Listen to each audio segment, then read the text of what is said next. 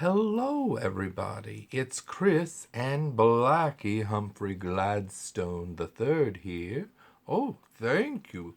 With another episode of day after day after days of our lives. Blackie and I are just sitting here in the bed, watching the hourglass with its sands going down and down and down. And I think at the end of that hour, we're just going to flip the hourglass over. We're going to watch those sands go down too. What are y'all doing to pass the time during this quarantine? You know, I just found this book that I was reading, and then I had packed it away in a safe place, and I borrowed it from my friend Gio. And it is Sylvia Browne's #1 New York Times bestseller, Afterlives of the Rich and Famous. And it's the late psychic Sylvia Browne talks about different actors who have died over the years and what it was like when they returned back to the other side. Oh, everybody's in there. Ava Gabor, Bob Marley, Audrey Hepburn, John Candy, all the big stars, and there are bigger ones than that in there. I think even Princess Di is even featured. And yes, so that's an interesting read. I'm glad that we finally have time to get back to that. We've got lots of time. Well, we never know, of course. Look what I found. I had misplaced it for a little while. My stick with the Pringles rings. I might shake that later. Is this thing crooked? That's a little better. Yes. Oh, and look, I was also reading this a long time ago, and then I put it in a plastic bin to keep it safe, and I couldn't find it. It's Never Sleep Again: The Elm Street Legacy. The Making of Wes Craven's A Nightmare on Elm Street. It says it's a magnificent and strikingly detailed journey, says Clive Barker. So I remember I was enjoying reading that. And then suddenly I put it away and I couldn't find it anymore. I found so many treasures in my room, things that I wanted to read, like The Untold Stories of Broadway, Volume 1 by Jennifer Ashley Tepper. And it has all sorts of, it's tales from the world's most famous theaters, and different actors talk about things, life and whatnot in the theater. Look at this stick I found with a little gold something on the end of it. I might have to sell this gold nugget for food at some point. I could use it as a microphone in the meantime. And I found this little box of, I think it's Staples, right? Either Staples or Chiclets. And it says, I don't get it. I couldn't read it backward. He has sex with me, but won't be my Facebook friend. Isn't that cute? I think it's Staples. 8 pieces. Oh, it's mint gum. I don't know why I thought this was Staples. And it says, should I poke him? Isn't that cute? Mint gum. We might try this for dinner later, Blackie. So anyway, to try and be positive, I've been doing a little mask making for when we go out to the grocery store, which we don't do very often because it's dangerous.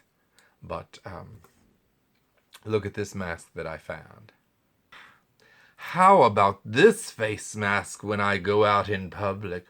The Phantom of the Opera is there inside my mind. That's probably not the part that the Phantom sings. He's like, I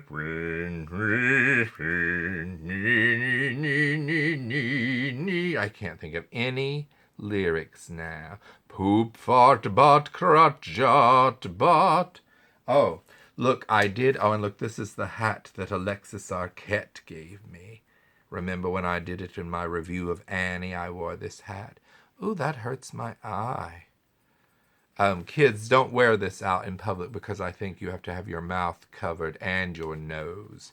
But if you want to scare people at home, like Blackie, who seems to be scared, then you could wear that. I decided to think of 10 positive things during this COVID-19 crisis. Because I'm trying to stay positive, but COVID-19 negative. Number 10 is that Leslie Jordan is getting his due. You know, Beverly Leslie from Will and Grace and so many things. He was in The Help. And I've been following him for a long time on Instagram. He does the funniest little stories. Well, he has become a sensation with his little funny anecdotes and Instagram videos. And he went from having forget how many 100,000 subscribers he had to suddenly having well over 1 million. Boy, this quarantine hasn't helped our ratings here at the YNTAAY Minis. But at least Leslie Jordan is becoming more popular. No shaking hands. That's another positive thing. I never liked shaking hands because sometimes people would shake your hands and squeeze them so hard and you'd feel it for days. And those are the show-offs. And then they would always be like, oh, if you go to a job interview, make sure you have a firm handshake. Puh! Well, I'm not ever going to shake anybody's hand. And I'm probably going to have to go to a job interview. But I'm wearing this mask. Another thing that I've enjoyed during the COVID-19 crisis, the quarantine, if you will, is Stars in the House, this web series that Seth Rudetsky of Broadway fame and his husband James Wesley do on YouTube and at starsinthehouse.com.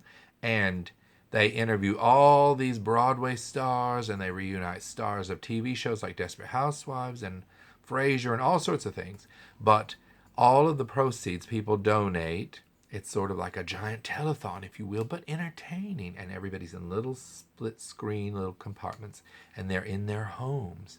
And all the money goes to the Actors Fund, which isn't just for actors. It's for stagehands, box office people, ushers, anyone in the entertainment industry, even wedding singers. And I wonder if it counts as people like me who work in post-production, which granted is not very entertaining.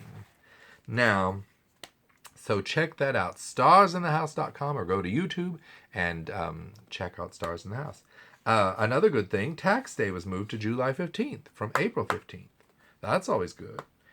If you don't wash your hair, you can wear hats or turbans. That's always a good thing. You're saving on buying gas for the car. I don't think I've gotten gas in a month. Well, at least for the car.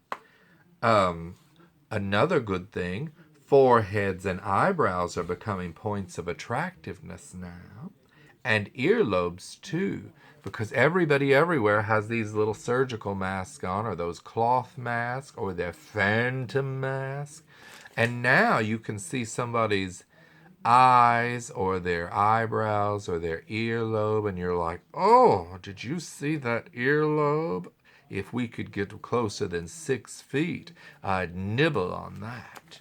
So that's one good thing. If you had an earlobe fetish or an eyebrow fetish, you're in good. Another thing that I've loved, Desperate Housewives. I've been watching it on Hulu with my roommate Marco and with Blackie, and we love it. Of course, I watched it in the beginning, but this is all new for Marco, and we're on season 7 when Vanessa Williams comes. Oh, my mask started to slip. I was in danger. Did you buy stock in Skype and Zoom? Me neither, so that doesn't matter. Number 2 in the top positive things, we get to throw out our alarm clocks. I haven't set mine in ages, and sometimes I sleep till after 10 when Blackie taps me to tell me he has to go potty.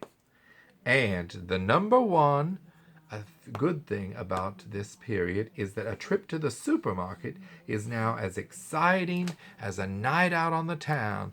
Remember in Tales of the City, the novel by Armistead Maupin that became Tales of the City, the mini-series from Armistead Maupin? Remember when they would go to the Safeway or whatever, the grocery store, and it was like the hottest spot in the town and you could pick up people? Well, you can't pick up people now because of social distancing. But it's so exciting going to the grocery store now because you're just thrilled to get out of the house, even if it is putting on gloves and a mask and maybe a hat. And it's as exciting as going to Chernobyl because you don't know what you're going to get besides groceries. So those are some of the positives that I'm trying to look at as I count the seconds and go slowly insane during my quarantining time. Okay, let's get Blackie back here to say goodbye. Okay, so on behalf of me and Blackie and everyone out there, including these Pringle rings, I just wanted to say, hang in there and stay safe. The music of the night.